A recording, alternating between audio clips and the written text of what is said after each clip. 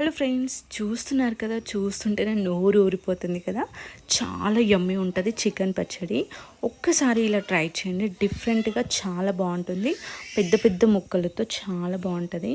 వేడి వేడి అన్నంలో కలుపుకొని తిన్నారంటే అబ్బా, స్పైసీగా సూపర్ ఉంది టేస్ట్ అయితే.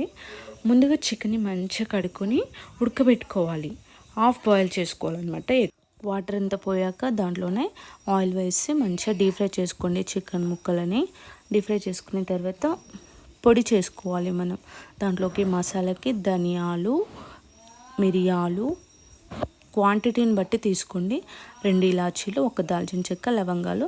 ఇది మిక్సీ పట్టుకొని పక్కన పెట్టుకొని మంచిగా వేగాక తర్వాత చికెన్ ముక్కలు ఉన్నాయి కదా, డీప్ ఫ్రై చేసుకుంటున్నాం. దాంట్లోనే కరివేపాకు గుప్పెడు వేసుకోండి. అల్లం వెల్లుల్లి పేస్ట్ ఫ్రెష్గా దంచుకున్నది వేసి మంచిగా పచ్చివాసన పోయాక దాంట్లోనే పసుపు, కారం, మనం మిక్సీ పట్టుకున్న పౌడరు, సాల్ట్ వేసి మంచిగా పసుపు కలుపుకోవాలి.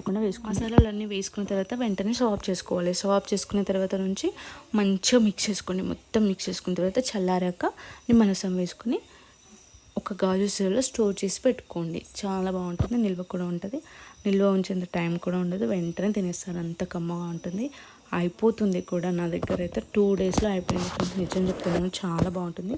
తప్పకుండా ట్రై చేయండి. Please do subscribe.